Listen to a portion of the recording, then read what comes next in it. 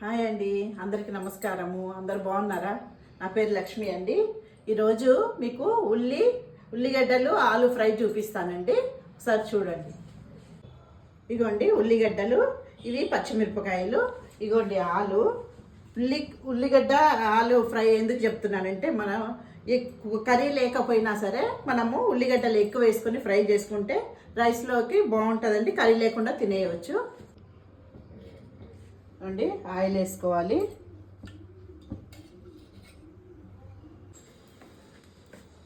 అండి కొంచెం ఆవాలు, కొంచెం జీలకర్ర వేసుకోవాలి.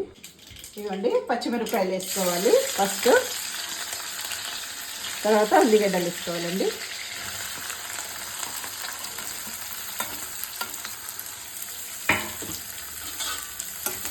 ఉల్లిగడ్డ వేయగానే వెమ్మటే ఆలు కూడా వేసుకోవాలండి.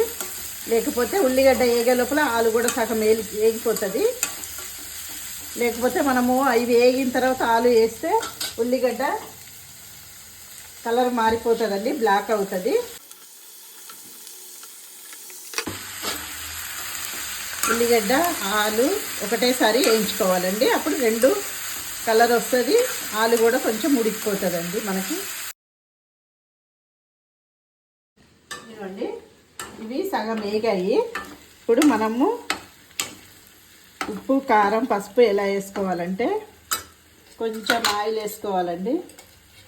ఎందుకు ఆయిల్ వేసుకోవాలంటే దాంట్లోనే పసుపు,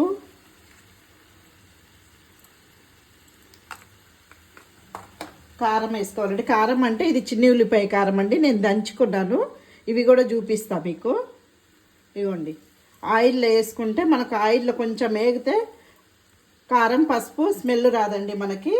మనం వాటర్ వేసుకోము కాబట్టి స్మెల్ రాదు.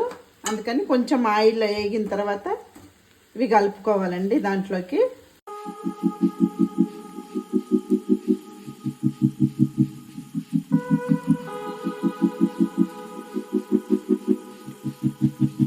ఇప్పుడు సాల్ట్ వేసుకోవాలండి.